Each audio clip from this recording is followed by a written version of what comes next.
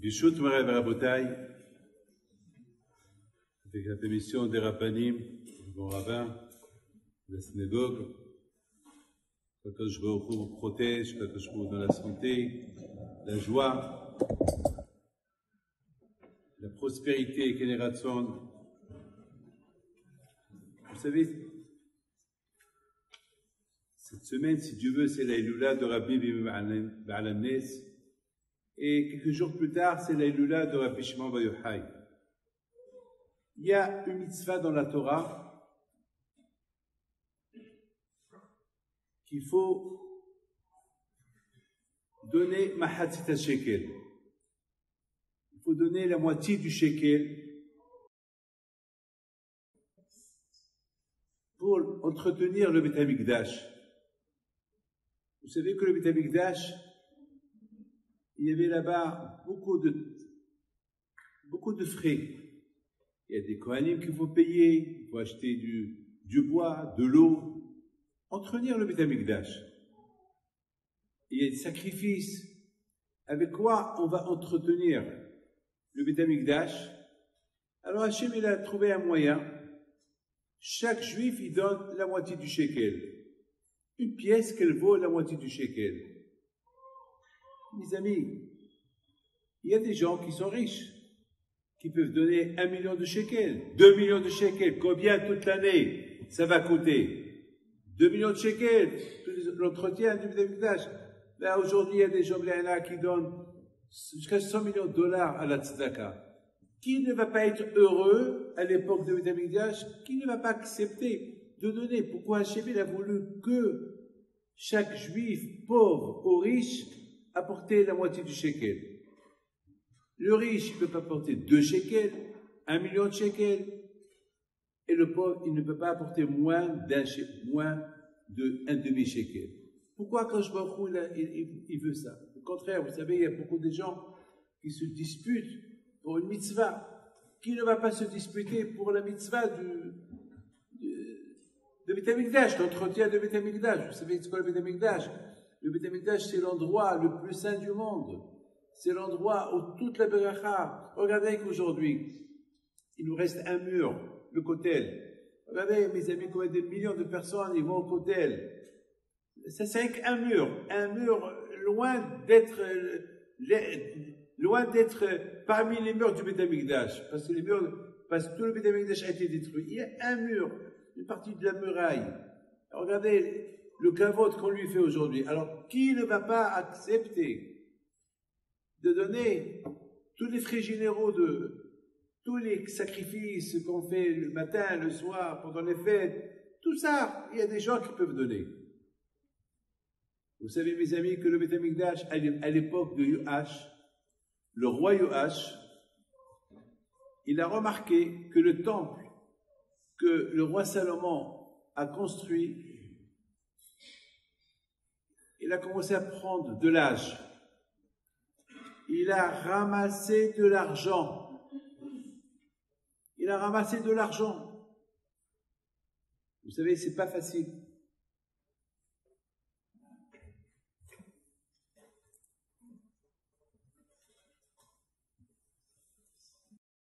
Vous savez que c'est pas facile d'imaginer une minute le Beit HaMikdash qui prend de l'âge. Je comprends ici, Khalanes. D'ailleurs, ce cours de Torah, c'est la mémoire de Benissim Gaon à la Shalom, qui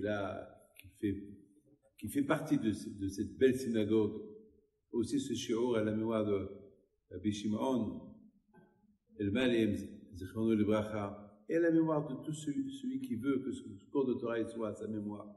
Vous savez très bien, cette belle synagogue, parfois, on fait des travaux. Il faut l'entretenir. Parfois, il y a du bois qui prend de l'âge, qu'il faut réparer. Alors, c'est de la communauté, on répare. Mais mes amis, moi, je vous pose une belle question. C'est dur pour moi d'imaginer le Beit HaMikdash prendre de l'âge. C'est dur pour moi d'imaginer que le Beit HaMikdash, l'endroit, la maison d'Hachem, il faut l'entretenir. Il y a un bois qui se casse, qu'il faut acheter un autre bois, il y a la peinture qui est partie là, il y a le rideau qui s'est déchiré, il faut changer le rideau. Comment Hachem, il ne garde pas sa maison? Je ne sais pas. Moi, je sais une chose, que la maison d'Hachem, elle devait être toujours brand new, neuve, comme le jour qu'elle a été inaugurée. Pour moi, c'est la maison d'Hachem. Regardez-moi David Pinto, Roche d'Or. Je sais que Hachem, il me protège. Il est là, un homme, il change en Israël. Regardez en Israël aujourd'hui. Hier, presque 50 missiles. Les miracles qu'il y a eu, que ces missiles ils tombaient à gauche et à droite. Bon, malheureusement, il y a eu un de ces 50 missiles qui a fait un peu de dégâts. Mais pour vous dire, je me rappelle jamais, j'oublierai, il y a quelques années, on a reçu presque 10 000 missiles. De quoi détruire tout Israël. Et tous ces missiles, quand je les protège, en Israël, on voit des miracles tout le temps. Permettez, on voit des miracles. Vous savez que les Juifs, ils étaient dans le désert pendant 40 ans. À quand je leur donnais à manger. Vous savez que pendant 40 ans, les Juifs, ils n'avaient pas le besoin de se doucher, de prendre la douche. Alors c'est le désert, c'est la chaleur. Ils n'avaient pas de clim pour chauffer, pour refroidir. C'était des miracles. Il y avait la manne qui descendait du ciel. Pendant 40 ans, ils mangeaient la manne. Ils n'avaient pas besoin les femmes, ils étaient au repos tout le temps. Ils n'avaient pas besoin de ni nettoyer, ni laver, ni les machines à laver. Il paraît, d'après Hachamim, les gens, les vêtements qu'ils portaient sur eux, chaque matin, ils étaient propres. Jamais ils avaient besoin. Même, c'est dur pour moi de vous dire une phrase. Même leurs besoins, ils n'avaient pas besoin, il n'y avait pas de toilette. C'était pendant 40 ans, les Juifs dans le désert, ils ont vécu avec des miracles. Je vous raconte une petite histoire avec moi qui m'est arrivée à Essaouira lorsque j'ai vu le cimetière il y a une vingtaine d'années. Il y avait une tempête de sable et le cimetière il y avait du sable de partout. Et j'avais pas non, qu'est-ce que je raconte? Pas 20 ans. J'étais encore jeune homme. J'avais peut-être 22, 23, 24 ans. Et j'avais $100, à peu près $100 dans ma poche, équivalent de 100 dirhams, non, 1000 dirhams, je sais pas, de l'époque. Et j'ai demandé au gardien, est-ce qu'il y a un moyen de nettoyer un peu ici? Il me dit, je peux apporter des ouvriers pour nettoyer un peu, mais à la journée, ça va coûter à peu près $10 par personne, ça veut dire $100, l'argent que j'avais. J'ai dit, alors tu sais quoi, tu apportes 9. J'ai gardé pour moi 10 pour prendre le bus pour retourner à Casablanca, CTM. À l'époque, c'était le transport CTM pour retourner à Casablanca. Et voilà que le soir, le gardien me dit, et Al-Hajjan, on n'a pas dépensé, on n'avait pas que 9 ouvriers, il y avait 10. Alors je lui dis, comment je vais faire? Il me dit, bon, c'est pas grave, moi je paye pour toi. Et la semaine prochaine, tu me les redonnes, tu me les rends. Et dans ma tête, j'ai dit, vous savez, au Maroc, chacun, le pauvre, il a besoin de son argent. J'ai dit, non, je le paye. Maintenant, je me trouve seul. Je me trouve sans argent. J'ai donné tout ce que j'avais dans ma poche. Et à la fin, j'étais bébé, je dois un parole d'honneur. J'avais un problème. J'ai dit, comment je vais faire? Eh bien, mes amis, lorsqu'on a un problème, qu'est-ce qu'on fait? Dites-moi. Lorsqu'on a un problème, on parle avec le bon Dieu. On fait la tchila. Pourquoi on fait la prière? Quelle est la raison pourquoi on fait la prière le matin, l'après-midi et le soir? Eh bien, on prie parce qu'on crée une connexion avec Akadosh Baruch Hu. On parle avec Hachem. Lorsqu'il a un problème psychologique, qu'est-ce qu'il fait? Il va chez le psychiatre, il va chez un psychologue, il faut qu'il parle. Nous, pour Hachem, nous aussi, on parle. La prière, on parle avec Hachem. Beaucoup de fois, je voyais mon père parler tout seul. Mais pour moi, je sais qu'il parle avec Hachem. On parle avec Akadosh Baruch Hu. Donne-moi ça, donne-moi ça, donne-moi ça. Oh. On a des problèmes, on lui parle. Et Hachem, il aime qu'on lui parle. Alors, après, qu'est-ce que j'ai fait? Je suis parti sur la tombe de Rabbi Haïbid. Je lui ai dit, Rabbi Haïbid, je sais que toi, tu es là-haut. Je sais que tu as vu ce que j'ai fait. Je sais que j'ai apporté 10 personnes pour nettoyer le cimetière. Je sais que tu vois, mais tu sais que j'ai plus d'argent. Tu sais que j'ai pris 9, eh ben, il m'a apporté 10. Mais toi, j'ai pas d'argent. Les amis, on sort du cimetière. Vous n'allez pas croire, mais vous n'avez pas le choix. Vous êtes obligé de croire. Je trouve un billet de $10. C'est tout. Pour vous dire qu'Akadosh Baruch Hu est répond. On vit avec Akadosh Baruch Hu. On vit avec Hachem. Vivre avec Akadosh Baruch Hu. Ah, mes amis, il faut essayer de comprendre. Deux choses qu'on va essayer de comprendre. Pourquoi le Beit HaMikdash, on avait besoin que chaque juif y donne Mahatzit HaShekel pour l'entretien du Beit HaMikdash. A priori, Akadosh Baruch Hu, il pouvait faire d'une manière que le Beit HaMikdash, jamais il aura besoin d'être entretenu par des gens. À l'époque de Yoash, il a vu qu'il y avait des cadres, qu'il y avait des plafonds qui tombaient. Il a dit, il a appelé tout le monde, il a dit, il faut qu'on ramasse l'argent, il faut qu'on répare. Bémet, et j'ai pas compris comment Akadosh Baruch Hu, il fait pas attention à sa maison. Je comprends pas. Vous savez qu'au Beit HaMikdash, il y avait beaucoup de miracles. Il y avait plein de miracles. Et Hachamim disent qu'il y avait 10 miracles au Beit HaMikdash. Parmi les 10 miracles, il pouvait y avoir des millions de personnes au Beit HaMikdash, aux alentours du Beit HaMikdash, et aucun juif n'a dit j'ai pas de place. Vous savez combien des Sukkot il faisait des milliers de Sukkot, des centaines de milliers, il y avait de la place pour tout le monde. Hachem, il fait des miracles. Notre existence, c'est un miracle. Le fait qu'on est là aujourd'hui, on a traversé la Shoah, on a traversé combien de Shoah, des dizaines et des dizaines de Shoah depuis la sortie de l'Égypte. Et grâce à Dieu, Baruch Hashem, on est là. Notre esclavage pendant 400 ans en Égypte, c'était une Shoah, c'était la Shoah. Mais c'était une Shoah qu'Hachem a voulu que ça soit. Et Hachem nous a protégés. Il est le Hanov Lisham. Kadosh Baruch Hu, il ne dort pas. Il nous surveille. Il nous surveille. Alors, quand Hachem nous surveille, il ne surveille pas sa maison. À tel point qu'il faut qu'on ramasse l'argent. Chacun, il va donner Mahatzit HaShekel. Et comment il s'appelle? Le roi Yoash, qu'est-ce qu'il a fait? Eh ben, il a fait un appel. Il a construit une grande coupa, une très grande coupa. Il a dit que chacun, il doit apporter l'argent et les mettre dans son coupa pour rénover le Beit HaMikdash. J'ai pas compris, rénover le Beit HaMikdash. Et c'est ce qu'il a fait. Avec l'argent qu'ils ont ramassé, ils ont rénové le Beit HaMikdash. J'ai pas compris. Pourquoi quand il garde pas sa maison propre?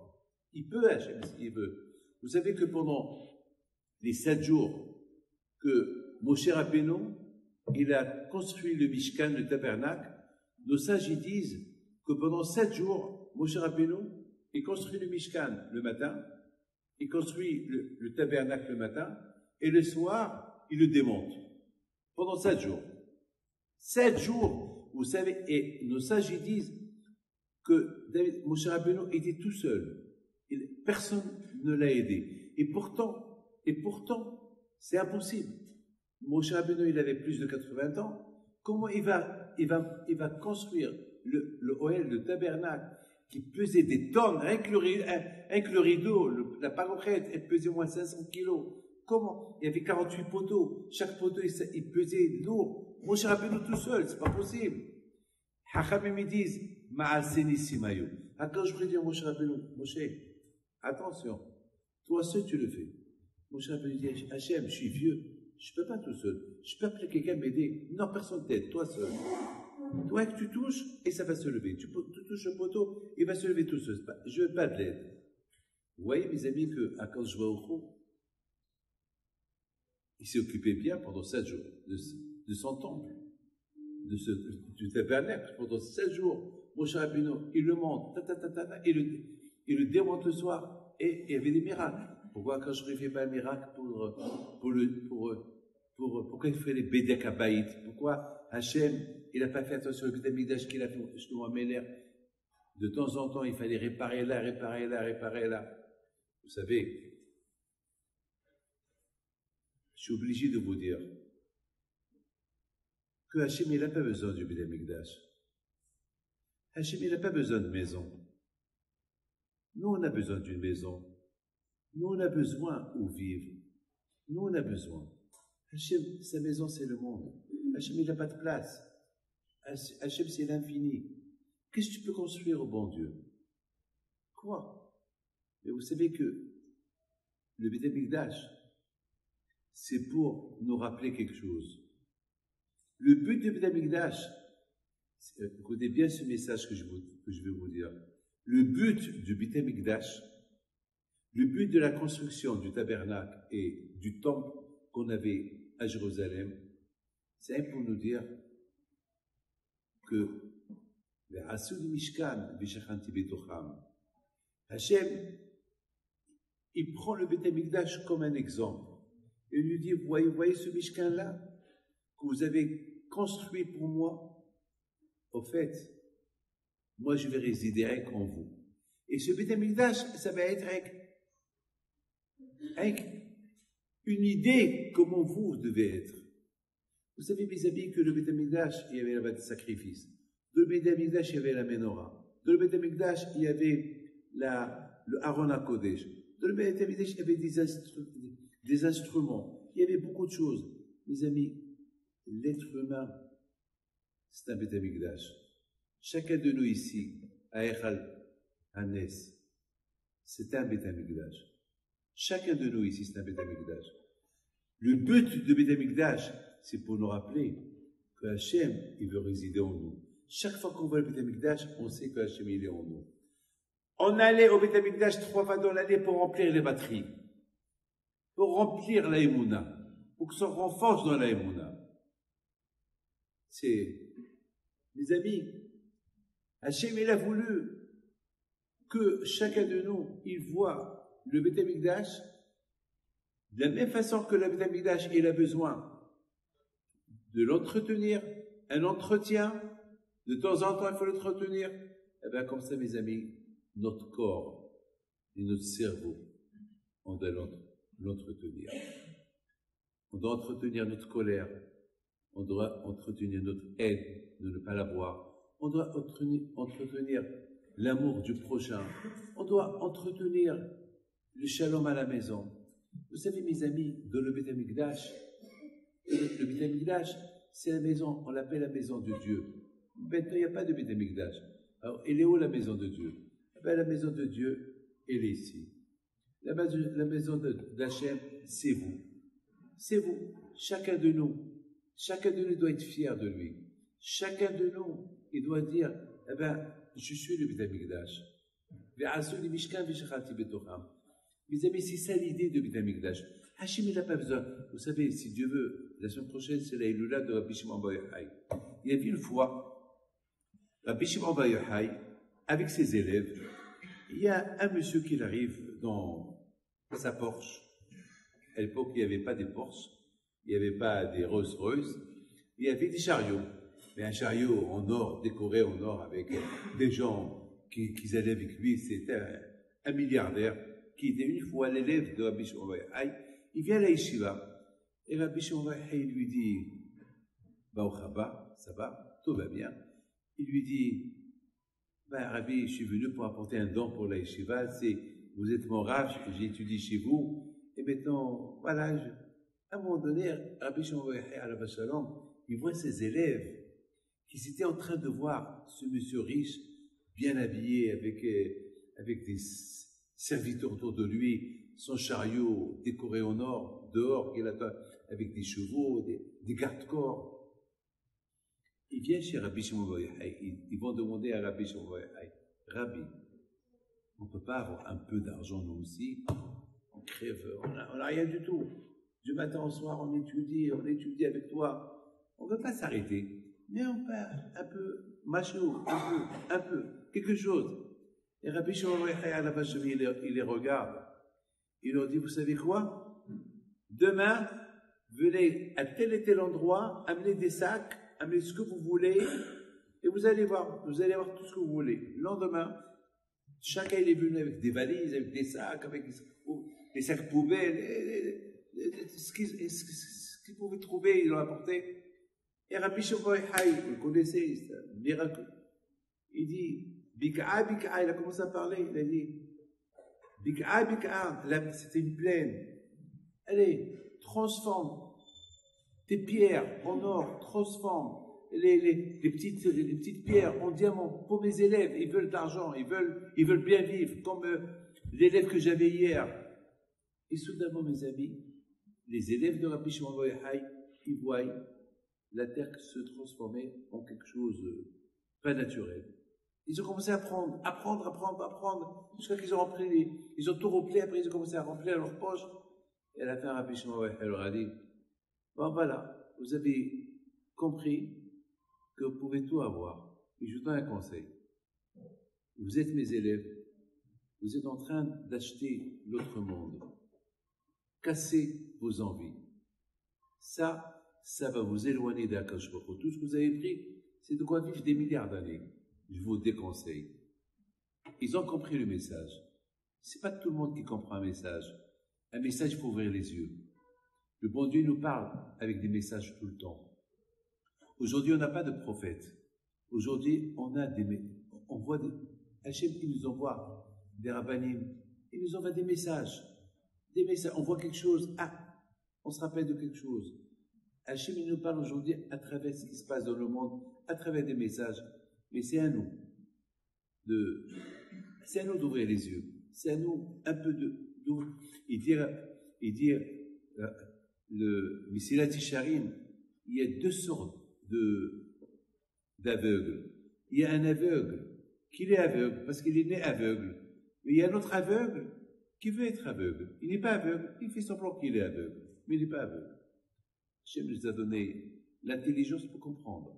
Mes amis, il faut savoir une chose, que Hakadosh Baruch Hu,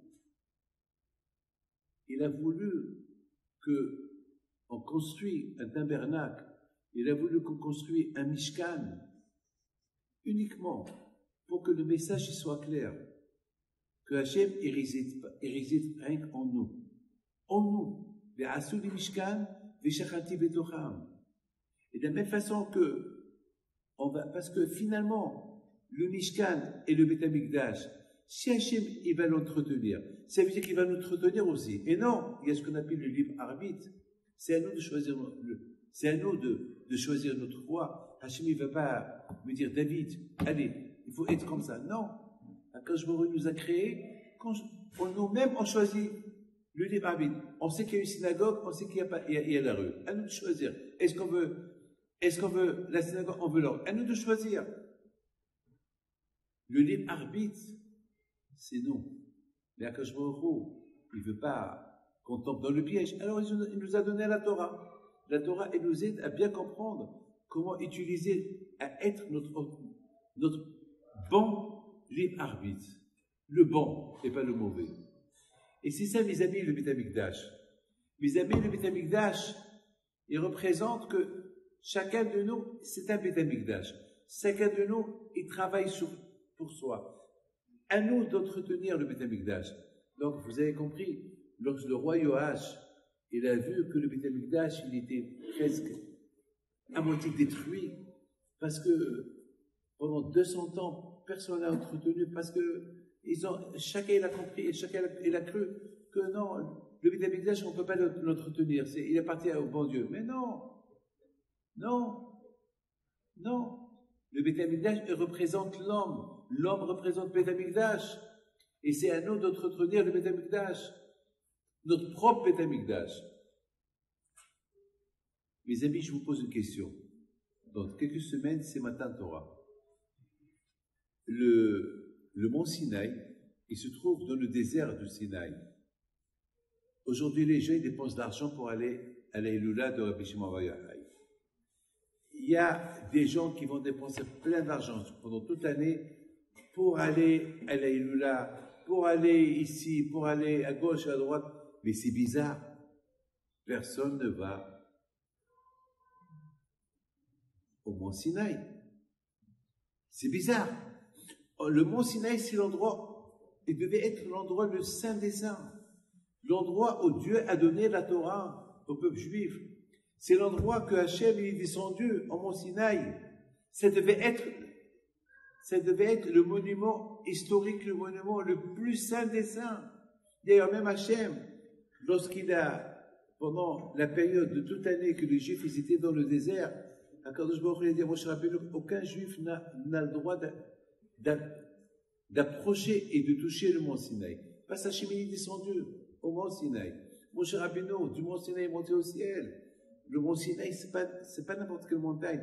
Et pourtant, Moshe Rabbeinu, alav shalom, il a dit au Bnei Israël, tant qu'on est là, on ne touche pas à la montagne du Sinaï. Mais une fois qu'on est parti de là, la montagne du Sinaï, elle devient normale. Aujourd'hui, personne ne va. Aujourd'hui, les gens se disputent pour aller pèleriner les tzadikim, mais on n'a vu aucun groupe qui se dispute pour aller à l'endroit où on a reçu la Torah. Moshe Kibel Torah, Sinaï, waouh! Moshe Rabbeinu, il a reçu la Torah de Sinaï. Alors on va à Sinaï. Les gens ils vont à Me'arat Marpella. Les gens ils vont au Kotel. Mais va au Mont Sinaï. Ce Mont Sinaï, c'est l'endroit le plus saint des saints, il devait être. Non, personne ne va. Personne ne va. D'ailleurs, le Ramban, il pose une question. Il dit, attends, mais toute la Kedusha qu'il était au Mont Sinaï, elle est partie où? Elle est partie où? Toute la Kedusha oui, elle est partie où? La Torah, les 10 commandements, c'est parti où? Et finalement, à Botaï, le Ramban, il donne une explication extraordinaire.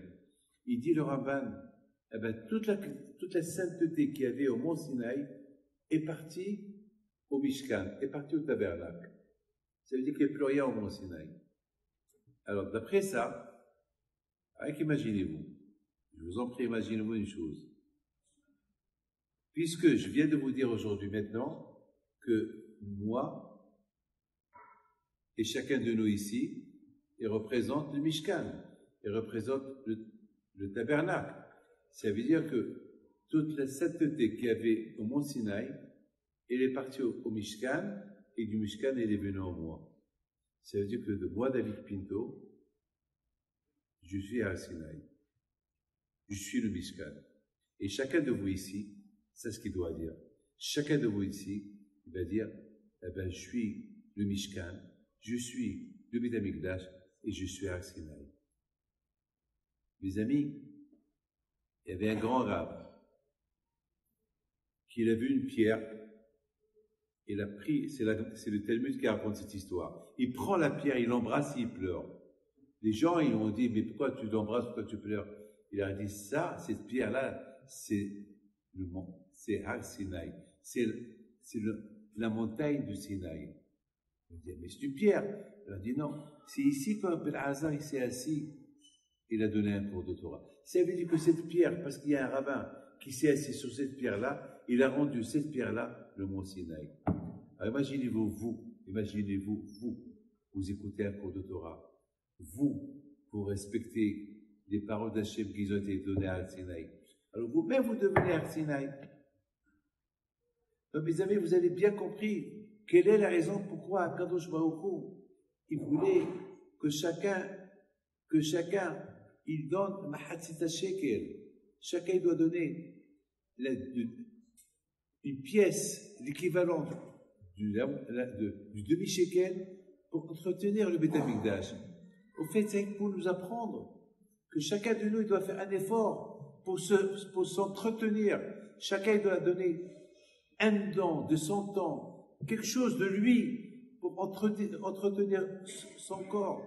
Vous savez, mes amis, il y a une belle chose que je vais vous dire. Beaucoup des fois on dit, il faut être miséricorde, il faut être rahman, il faut faire du bien. Chacun de nous dit, rahmanout, rahmanout. Les amis, vous savez ce qu'est la plus grande rahmanout? Aie pitié de toi-même, aie pitié de soi-même. Rahmanout sur moi, pitié pour ce corps-là, pitié pour Hachem qui réside en moi. Et moi, je ne l'entretiens pas bien, comme il faut. Mes amis, dans quelques temps, si Dieu veut, il y aura Matan Torah.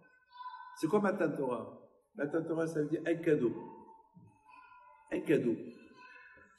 On appelle Matan Torah et on appelle Kabbalat HaTorah. Matan, ça veut dire Matana, un cadeau.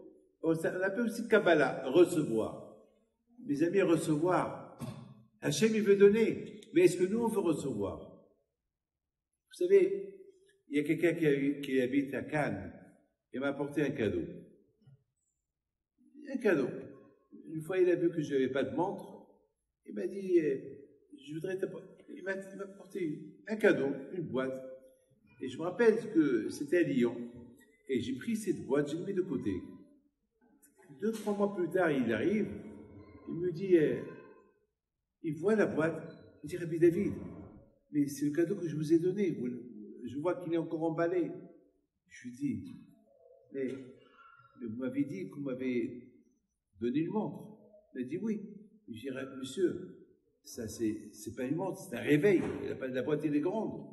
Non, je voulais vous faire une surprise, mais ouvrez-la. Ah bon, quoi, c'est une montre? Il m'a dit oui, c'est une montre. Moi, je croyais que c'était un réveil, parce que la boîte était. Vous allez au magasin, vous achetez une montre pour votre femme, une petite boîte.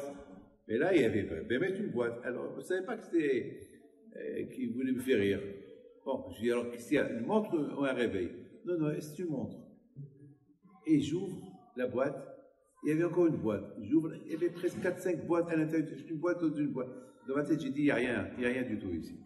Et à la fin, j'ai trouvé une montre. Elle était belle, hein? Non, je rigole pas. Elle coûtait très cher. En même temps, j'avais un problème. Si je la mis, les gens qui vont l'avoir dans ma main, ils vont dire celui-là, c'est milliardaire celui-là. Elle coûtait très cher. Je dois pas redonner. Je le regarde, je dis écoute, merci beaucoup, je préfère l'argent. Je préfère l'argent. Il m'a dit, mais Rabbi David, je voulais que vous la kiffez. Je lui dis, qu'est-ce qu'ils kiffer? C'est eux qui vont kiffer. Ceux qui vont me voir, ils vont faire un ara. Non, je préfère. Non, non. Je t'en prie, reprends-la, je ne la touche pas. Mais je voudrais simplement vous dire, je prends l'idée des boîtes. Il y avait une montre très belle, elle coûte cher, mais elle était dans presque à l'intérieur de 4-5 boîtes. Je ne peux pas me rappeler, je ne veux pas m'en dire, je cette là, je ne peux pas m'en dire. Mais moi, vous savez, moi, j'apprends des enfants, j'apprends. Hier, j'étais à l'école de Beth Youssef, et j'étais aussi à l'école Chabad, le Bavitch, et je vois le travail fait dans cette ville de Genève, l'Enara, au niveau spirituel. Et j'étais très bien, j'étais très heureux, très content, chose que je n'ai pas vue il y a 20 ans, ou plus. Écoutez bien ce que je vais vous dire. La Torah, on la découvre uniquement lorsque on se donne pour la comprendre. La Torah, elle s'appelle un cadeau. Matana. Matan Torah. Matan, c'est Matana.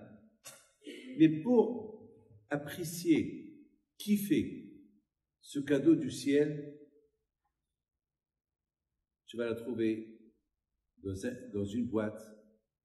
Tu commences à kiffer, tu ouvres encore une boîte, et à la fin, tu trouves le plaisir de la mitzvah que tu es en train de faire.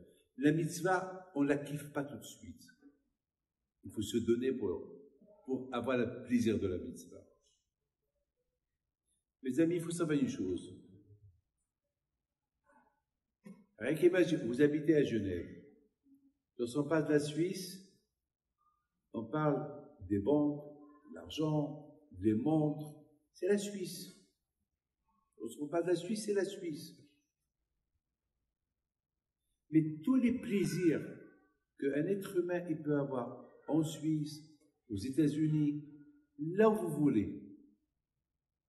J'ai un ami qui habitait en Ukraine. Je le connais depuis 15 ans. C'était, je peux vous dire, était un homme très riche. Un homme de Baal Hesed. Un homme qui avait tout. Il aidait beaucoup. Il avait de tout. Avec la guerre, presque il n'a plus rien. Il habite toujours en Ukraine. Et j'ai discuté avec lui au téléphone. Vous savez que s'il m'a dit, écoutez bien la phrase d'un monsieur qui a goûté tous les plaisirs du monde. Il m'a dit cette phrase que je vais vous dire. Il m'a dit, Rabbi David, j'ai goûté à tous les plaisirs.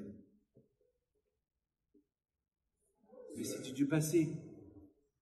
Je ne peux même pas me rappeler le plaisir que j'ai eu. Tous les plaisirs, ça s'oublie. Tous les plaisirs, ça passe. Ils vont disparaître. Ce qui reste, donc on dit en arabe, ça, la vérité. On n'a pas vu quelqu'un qui a fait mitzvah qui l'a regretté parce qu'il l'a fait. Par contre, quelqu'un qui fait une faute, il regrette pourquoi il l'a fait. Quelqu'un qui fait une faute, il regrette pourquoi il l'a fait. Le plaisir du mitzvah, jamais il passe à l'oubli. Tous les plaisirs, ça passe à l'oubli, on les oublie. Est-ce que quelqu'un, mes amis, entre vous et moi, est-ce que quelqu'un se rappelle ce qu'il a mangé lundi dernier, ou mercredi dernier? Est-ce que quelqu'un se rappelle? Personne ne se rappelle. Sauf si vous avez un carnet que vous notez le menu de chaque jour. Mais votre femme, elle peut vous le changer aussi. Voilà, mes amis, la seule chose qu'on peut se rappeler, c'est ça qu'on a fait. On peut se rappeler. Mes amis, aujourd'hui, personne ne va à Arsinaï. Parce que le cadeau, on l'a en nous. Le cadeau de Matan Torah, je l'ai. Donc il n'y a plus rien à Arsinaï. Il ne reste que du sable. Au Mont Sinaï, il n'y a que du sable. Donc il n'y a rien là-bas. Parce que tout ce qu'il y avait là-bas, je l'ai pris. Chaque juif, il a pris ce qu'il devait prendre. Nous tous, on était là-bas. On a pris ce qu'on devait prendre. Les amis, dans quelques jours, si Dieu veut, c'est la Ilula de Rabbi Shimon Bar Yochai. Après, c'est Matan Torah. Vous allez dire, à Matan Torah, ben, c'est la Torah qu'on a reçue à 3500 ans. C'est pas vrai. La Torah, tu la reçois chaque seconde. Chaque seconde. C'est pas la Torah que j'ai reçue à 3500 ans. La Torah, tu la reçois chaque seconde. Parce que la Torah, elle est en toi. C'est à toi de vouloir. C'est quoi la Torah? Il y a beaucoup de gens qui se trompent. Ils croient que la Torah, ça veut dire qu'il faut étudier. C'est pas vrai. La Torah, ça veut dire vivre ton judaïsme. C'est tout. Tu manges, tu te laves les mains. C'est ça la Torah. Tu manges, tu veux Birkat Hamazon. C'est ça la Torah. On t'a pas dit de prendre un livre, un Baalei Yeshiva. Non. Ça, c'est pas donné à tout le monde. Ça, c'est pas tout le monde. C'est la Torah facile. C'est quoi la Torah facile? Eh ben, la Torah facile, ben, j'ai une kippa sur la tête. Je ne mange pas son kippa. Ben, la Torah facile, c'est, voilà, j'ai un talit. Vous savez que le Gaon de Vilna, alav shalom, avant de mourir, il a commencé à pleurer. Je voudrais simplement vous dire une chose. Ici à Genève, vous avez eu un tzaddik qui s'appelle Shimon el-Malem, alav shalom. 20 ans paralysé, 20 ans de le coma. 20 ans. Beaucoup des fois, je suis parti le voir. Et beaucoup des fois, je disais dans ma tête, mais c'est quoi l'intérêt du bon Dieu de voir un juif comme ça, chez lui, à la maison, étalé, comme ça. Et il y a des femmes qui s'occupent de lui. Il ne parle pas, ou un qui parle, ou un qui l'entend. Well, coma total, 20 ans. 20 ans. ouais, Hachem, prends-le. Non. Maintenant, je vous pose une question. Ce monsieur, dans le ciel, admettons s'il avait par exemple 50 ans, lorsqu'il a eu le stroke et il était dans le coma, donc c'est-à-dire lorsqu'il a quitté ce monde, il avait 70 ans. Et ces 20 ans, ils sont calculés chez le bon Dieu. Ces 20 ans qu'il était allongé, il a fait ni mitzvot, il a fait aucune bracha, il n'a rien fait. Est-ce que dans le ciel, on va lui calculer les 20 ans qu'il était dans le coma? Eh bien oui. Oui. Parce que lorsqu'il était vivant, il avait l'émouna. Donc pendant ces 20 ans qu'il était dans le coma, il avait l'émouna. Pendant ces 20 ans, il a fait des mitzvot. Alors pendant qu'il était dans le coma, mais pourquoi Hachem il a fait ça? Ça, on ne le sait pas. Ça, aucun ne vous dira pourquoi. Mais Hachem, il sait. Mais peut-être, le fait qu'il était comme ça allongé, ça protégeait Genève. Peut-être. Ça protégeait, je ne sais pas. Il n'y a rien sans raison. Il n'y a rien sans raison. Mes amis, je voudrais que chacun de vous, il prend conscience que, Baruch Hashem, on est à la période de Mashiach. On n'est pas loin. Je ne peux pas vous dire quand. Mais moi, j'y crois. Et chacun de nous, il doit savoir que Genève d'aujourd'hui, ce n'est pas Genève d'hier. J'ai connu Genève d'hier. Aujourd'hui, le Genève d'aujourd'hui, il y a des kolélim, il y a des écoles, il y a la Torah. Je vois cette tête que je vois, cette jeunesse que je vois aujourd'hui, c'est pas cette tête que j'ai vue avant. C'est pas. Ça a beaucoup changé. Ça, c'est qui prouve quelque part, avant que Mashiach il va venir, c'est ce qu'on appelle l'ère messianique. C'est comme, mes amis, vous rentrez dans une parfumerie, vous n'allez pas mettre le parfum dans votre main pour sentir le parfum, mais déjà dans l'air, ça sent le parfum. Aujourd'hui, à notre époque, on sent l'ère messianique. Mais de l'autre côté, il y a beaucoup de touma, il y a beaucoup de tentations, plein de tentations. Donc, on vit dans une période où il y a les deux acteurs à la fois. Il y a l'ère messianique, il y a l'ère du temps. L'ère du temps. Le temps, la génération, tout ce qui se passe dans le monde. C'est comme une guerre entre les deux, l'ère à bataille. Grâce à Dieu que nous avons la Torah pour nous rapprocher un peu plus dans Be'ezat Hashem, un peu plus vers Hashem, sentir un peu plus ce que je représente. Chacun de nous, il doit dire, je représente le mont Sinaï, je représente le Beth Amikdash, je représente le tabernacle, je suis les sacrifices. Mes amis, lorsqu'on se lève pour aller à la synagogue le matin, mais c'est un sacrifice. Vous faites la tzedaka, c'est un sacrifice. Vous venez étudier la Torah, un cours, vous mettez une kippa pour vous laver les mains, c'est un sacrifice. Mais chaque mitzvah que vous faites, c'est un sacrifice. Donc le corps devient comme un autel de sacrifice. Le cœur, le cœur, c'est l'arche de l'alliance, c'est la Torah, c'est le Saint des Saints. Et vous avez, mes amis, les yeux et le cerveau, c'est la Ménorah. Ça veut dire que vous-même, vous êtes un Beth Amikdash. Je termine mon cours avec une belle histoire. Très belle histoire. Une histoire d'Emouna. J'ai un élève, je ferme mon livre, j'ai un élève qui habite à Ra'anana. Cet élève-là, je le connais depuis 25 ans. Il y a 25 ans, je montais dans le train, j'étais syndac à Paris, je montais dans le train et pour... j'espère que je ne vous embête pas. Vous n'avez pas le choix. Vous n'avez pas où aller. Alors mes amis, je monte dans le train et j'entends Rav.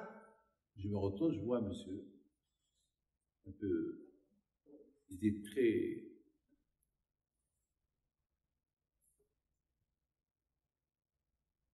très pâle, le pauvre, et il avait l'air pas bien. Il me dit, Rav, je suis à la rue, je ne sais pas où passer Shabbat. Ah, je vais tuer mon fils. Moi, je vais à Lyon. Au Rabat. Il y a la yeshiva, il y a là-bas à manger. Viens manger chez moi ce soir, tu dors à la yeshiva. Il vient. Il est resté chez moi 3 ans. D'un repas, ça a duré. Après, il a élevé mes enfants, et Moshe, mon fils, il adorait Rabbi Moshe, mon fils. Et 3 ans plus tard, il dit, Rabbi David, merci, j'ai fait tes chevaux chez vous. Maintenant, il s'appelle Yoav. Maintenant, je vais retourner en Israël pour refaire ma vie, me marier. Bon, Hachem, on n'a pas perdu contact. Et à la fin, je suis parti m'installer à Anana. Il vient prier avec nous. Il y a à peu près 2 mois. J'arrive avec M. Bessoussan à la yeshiva et je le vois de loin. Yoav, qu'est-ce qu'il fait ici? Donc, ça va, Yoav? Il est d'origine de Yémen. Donc, ça va, pour Hachem, pour d'arabe. Qu'est-ce que tu fais là? Il me dit, j'ai apporté un don pour la yeshiva. Mais tu as perdu le poids. Ma vache, il est devenu, je le connais, Pléanara. Ma vache. Il m'a dit, vous voulez écouter mon histoire? J'ai dit, bah oui, ça va, tout va bien. Comme c'est israélien. Les Israéliens, toujours, rega, toujours, rega. Alors, ça énerve, ce rega est énerve. Il y a beaucoup qui ne supportent pas ce rega. Bon, rega. Alors, il me dit, il y a quelque temps, je ne me sentais pas bien. Et je suis parti chez le médecin. Le médecin m'a dit, il faut faire des analyses. Il a fait des analyses. Chez Mishmor, ils ont découvert la leucémie grave. Le médecin lui a dit, il n'y a pas de traitement. On n'a pas de traitement pour toi. Ça y est, vous êtes vers la fin. Il ne s'est pas rendu compte. Alors quoi? C'est fini? Ben, lorsque tu commences à sentir des douleurs, on te donne un médicament parce que ça peut venir d'une minute à l'autre. La morphine. Il leur a dit d'accord. Il rentre chez lui. Il s'enferme chez lui à la maison. Et il prie à Kadosh Baruch Hu. Hachem, ça fait 25 ans que j'ai fait tchouva. Je me suis marié il y a quelques années, j'ai des enfants. Ils n'ont pas encore fait ni bar mitzvah, ni mariage. Et pendant 15 jours, ils ne quittent pas la maison. On comprend pourquoi il a perdu du poids. Il ne mange pas.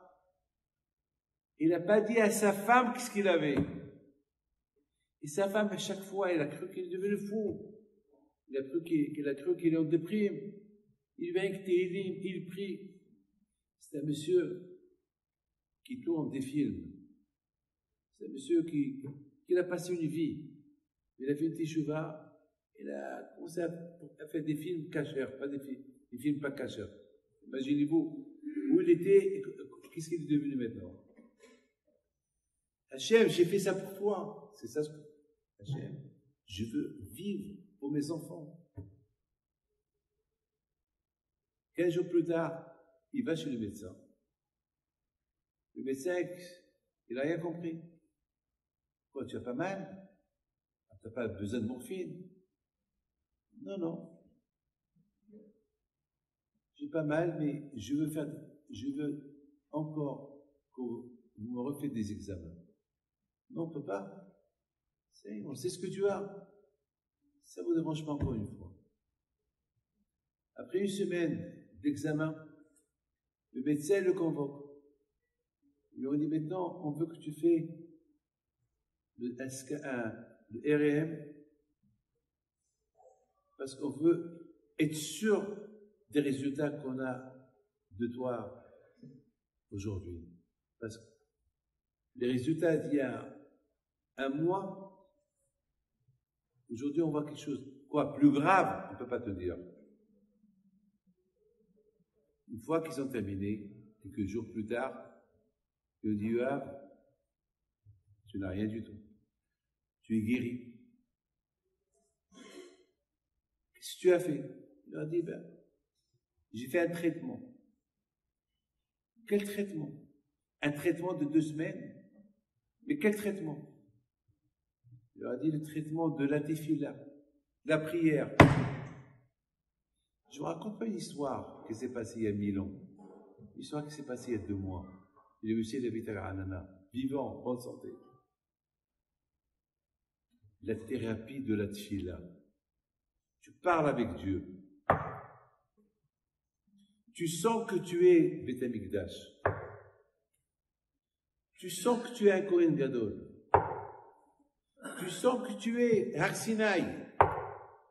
Tu te connectes avec Akadosh Baruch Hu, face à face.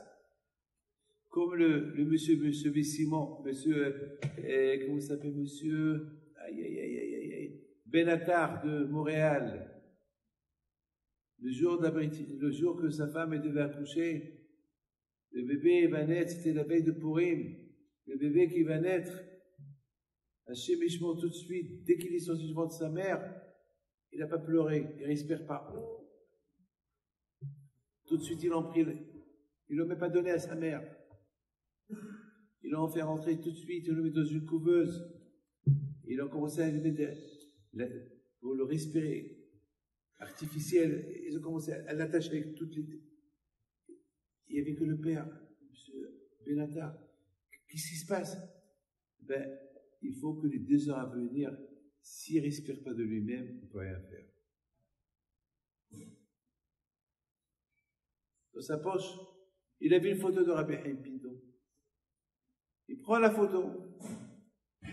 Ce monsieur, il est vivant, il habite à Montréal. Et celui qui veut son téléphone, je lui donne son téléphone qu'il lui raconte lui-même. Il prend la photo, il l'a mis sur la couveuse, il prend une serviette, la boule. Mais c'est ça la folie de l'aïmouna. Quelqu'un qui est à l'aïmouna, je peux raconter des semaines et des semaines d'histoire de ce que j'entends, à gauche et à droite. Une fois sur Rabbi Haim Pinto, une fois sur Rabbi de Lubavitch, une fois sur Rabbi Yaakov Etzera, une fois sur Baba Saleh. Toutes ces tzadikim, parce que toutes ces tzadikim-là, ils sont des Beth Amikdash. Et nous aussi, on peut être, si on veut. Chacun de nous, il a le potentiel.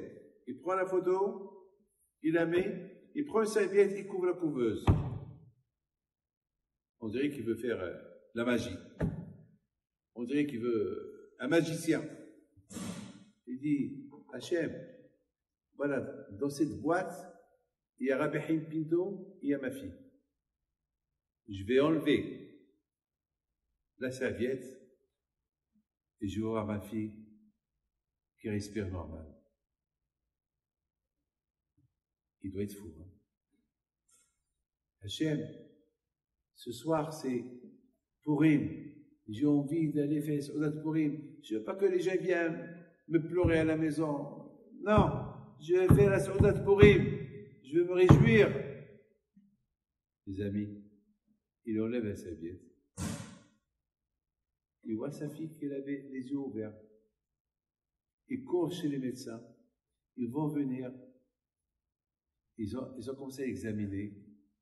Ils ont dit, bon, grâce à Dieu, elle respire. Les amis, c'est ça la force de chacun de nous. Chacun de nous, on a dans notre ADN la émouna. Dans notre sang, il y a la émouna. Cette émouna qui vient de Abraham, Yitzhak et Yaakov. Cette émouna de Torah qu'on a reçue au Mont Sinaï et qu'elle est en nous. Et c'est ça ce que je vois ici à Genève. Cette jeunesse Blé'enara. Blé'enara. Et les hommes, et les rabbins qui sont là. Alors mes amis, je voudrais que vous tous, vous allez vous lever. Et te donner que Rabbi Meir Ba'alanes, il a dit que celui qui répète 3 fois El Hadimir Anini, il le répond. Nous tous, on va répéter El Hadimir Anini, El Hadimir Anini, El Hadimir Anini. Les échos de Rabbi Meir Ananes, les échos de Rabbi Chaim Pinto, et les échos de Rabbi Yaakov Essara, Rabbi Shmuel Yochai, Rabbi Chaim Taib Lomet, tous les tzadikim, Shem Tov, Rabbi, tous les tzadikim, que leurs écoutes soient avec vous, Kénération. Merci d'être venus écouter ce cours de Emouna. Qu'Akadosh Baruch Hu, il vous donne la santé, la bracha, la parnassa, le réoud, le mazal, le zivou, Kénération. Et soyez fiers de vous. Soyez fiers de vous-même. Dites-vous que vous êtes le Beth Amikdash. Dites-vous que vous êtes le mont Sinaï. Dites-vous que vous êtes le tabernacle. Et dites-vous qu'Hachem, il est en vous. Voilà, c'est tout. Parce que vous avez une neshama. Mes amis, il y a de quoi être fier de vous, ici à Genève. Et j'en suis très fier. Je sais que le rabbin, les rabbinim ici, Baruch Hashem, que ce soit les rabbins locaux ou les rabbins des Kolilim, qui apportent beaucoup pour la ville, il faut bien les soutenir, aidez-les pour que la Torah, elle continue ici à Genève. Et je voudrais dire merci à M. Lévy de m'avoir invité, et jamais j'oublierai M. El Malem, que toujours il était là pour supporter les yeshivot, et que Akadosh Baruch Hu fasse que l'âme de Rabbi Shimon El Malem repose en paix, et l'âme de Rabbi Alav Shalom Gaon, Nissim Gaon, repose en paix.